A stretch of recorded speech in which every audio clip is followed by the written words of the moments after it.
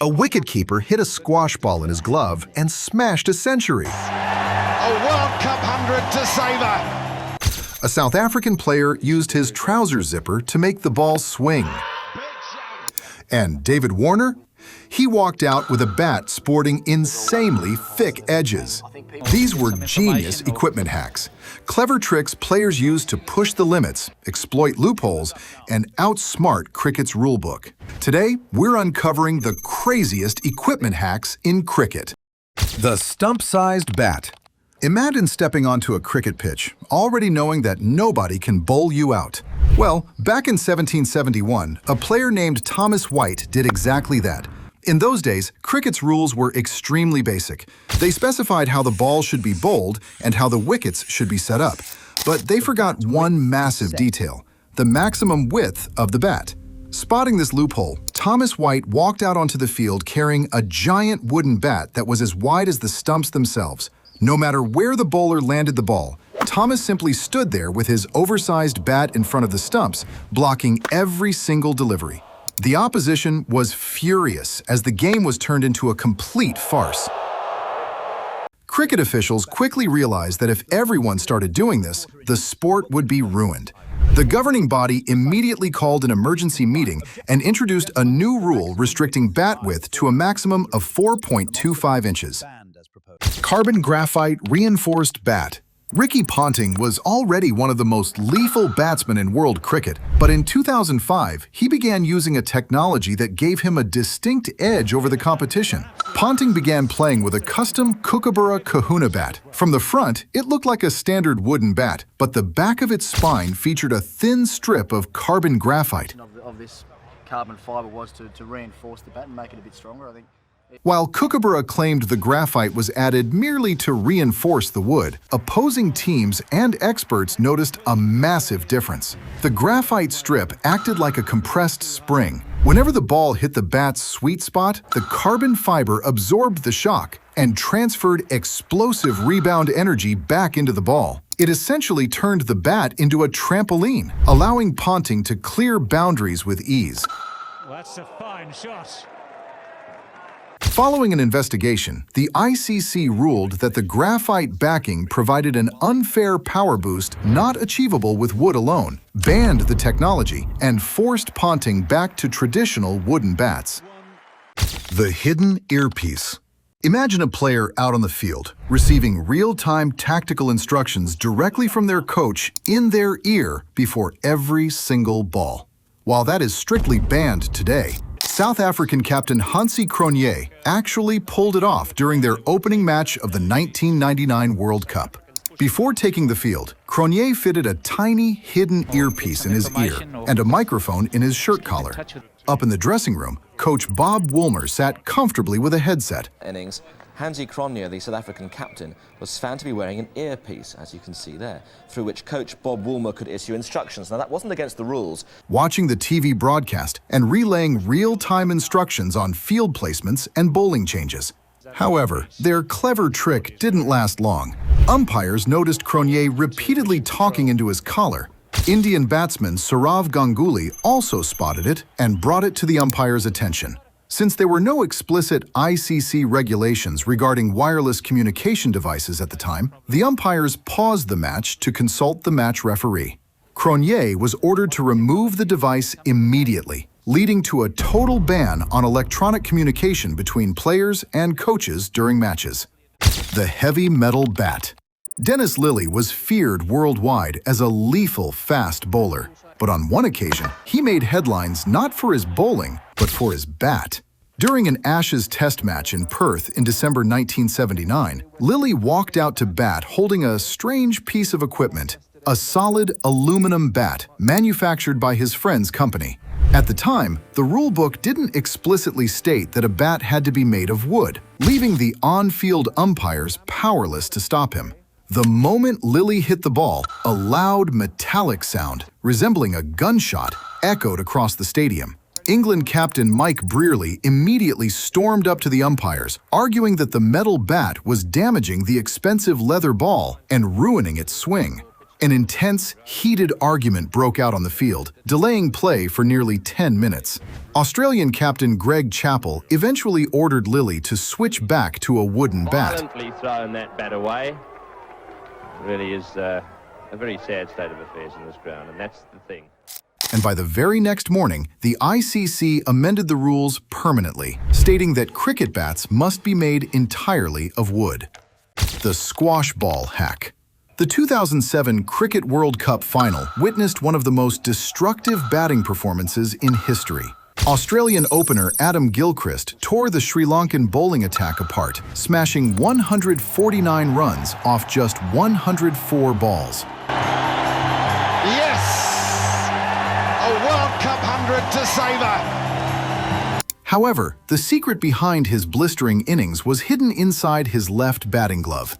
Gilchrist had placed a standard squash ball inside his left glove. Suggested in training getting this squash ball, and it was just simply just pushing it up into the glove there. And as you can see, that just creates a little lump. It's not. This wasn't a trick to tamper with equipment, but rather a biomechanical training technique suggested by his batting coach. Holding the squash ball against the handle prevented Gilchrist from gripping the bat too tightly with his bottom hand. This allowed his top hand to maintain complete control over his swing, resulting in a cleaner bat flow and explosive bat speed. Upon reaching his century, Gilchrist raised his bat and pointed directly at the bulge in his glove, revealing his secret to the world. Sri Lankan officials questioned the tactic, but an ICC review declared it completely legal, cementing it as one of the smartest grip modifications in cricket history.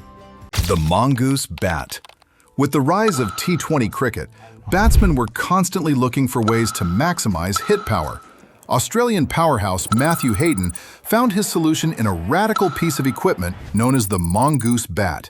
While official rules strictly defined the overall length and width of a bat, there were no clear restrictions on the ratio between the handle and the blade. Fire a shot in anger, and what? Here's the mongoose. Mongoose exploited this gap, crafting a bat that looked half cricket bat, half baseball bat. By shortening the wooden blade and extending the handle, they shifted the bat's center of gravity downward. This eliminated the ineffective upper portion of the blade and concentrated the wood into a massive, extra-thick sweet spot. The elongated handle generated significantly higher bat speeds. When Matthew Hayden unleashed it during the IPL, it looked like a toy until the ball hit the sweet spot and sailed clear out of the stadium. Although completely legal, the bat made defensive play nearly impossible, preventing it from gaining widespread adoption. Trouser zipper swing hack. Cricket fans know how devastating reverse swing can be, which is why fielding teams constantly look for ways to roughen up one side of the leather ball. During a 2013 test match against Pakistan, South Africa's Faf du Plessis took this tactic to an extreme by turning his own uniform into a ball tampering tool. Rules strictly prohibit altering the condition of the ball using artificial aids. Knowing he couldn't use sandpaper or bottle caps, du Plessis found a loophole on his pants. He repeatedly rubbed the ball against the metal zipper of his trousers. The metal scuffed the leather surface, giving his fast bowlers sharp reverse swing. While clever, du Plessis forgot that high-definition stadium cameras were tracking his every move. Broadcast footage clearly showed him rubbing the ball against his zipper. The issue there is that zip. That's the problem. Leading the umpires to penalize South Africa 5 runs and change the ball. The ICC subsequently slapped du Plessis with a heavy fine. The Vaseline sweatband. During his Test debut against India in 1976, English fast bowler John Lever bowled an astonishing spell of swing bowling that left everyone stunned. He sliced through India's batting lineup, making the ball swing in ways that seemed to defy physics. It raised immediate suspicion. Magnificent ball. But few realized what was actually happening. On a hot, humid day in Delhi, Lever wore a sweatband around his forehead to keep sweat out of his eyes. The twist? The team physiotherapist had applied a generous layer of Vaseline to the band. Whenever Lever wiped sweat from his forehead and shined the ball, a layer of Vaseline transferred onto the leather. This made one side of the ball greasy and heavy, causing it to move unpredictably through the air. Indian captain Bishan Singh Bedi noticed the sticky substance on the ball and accused the English team of cheating. While Lever claimed it was an innocent mistake to control sweat, the famous Vaseline scandal prompted cricket authorities to ban the application of any artificial substance to the ball. The all-black bat. T20 leagues thrive on entertainment, and West Indies power hitter Andre Russell wanted to make a bold statement in the Big Bash League. Playing for the Sydney Thunder in 2016, Russell walked out carrying a striking, custom, all-black Spartan bat. Dimensionally, the bat was fully legal, adhering to all ICC guidelines regarding length, width, and thickness. At the time, there were no explicit rules prohibiting colored bats. However, Russell's marketing stunt created an unexpected issue on the field. Whenever his heavy bat struck the white kookaburra ball, black paint transferred onto the ball, leaving dark scuff marks across the leather. Realizing the paint was compromising ball visibility and condition, the umpires intervened after just a few overs, and Cricket Australia banned the black bat mid-tournament. The incident led to a new rule requiring colored bats to feature a protective, non-marking clear coat to prevent paint transfer. The 65mm thick edge bat. For centuries, cricket rules carefully regulated bat length and width to maintain a fair contest between bat and ball. Surprisingly, lawmakers forgot to set a maximum limit on bat thickness. Modern players realized that increasing edge thickness added immense power without changing the bat's front profile.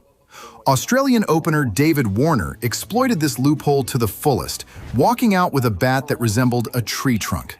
While standard bats featured edge thicknesses between 30mm and 35mm, Warner's bat boasted massive 65mm edges. This immense thickness meant that even mistimed shots or edges flew over the boundary rope for 6. Bowlers were left helpless as even good deliveries were dispatched for boundaries. The imbalance became so extreme that the MCC stepped in. In 2017, they officially updated the laws of cricket, capping bat edge thickness at a maximum of 40mm, a limit that umpires strictly measure today. Which of these genius equipment hacks surprised you the most? Was it the stump-sized bat, the hidden earpiece, or David Warner's 65mm thick edges? Let us know your thoughts in the comments below. If you enjoyed this video and want to discover more untold cricket stories and rules, drop a like, share it with your fellow cricket fans, and don't forget to subscribe to the channel. Thanks for watching.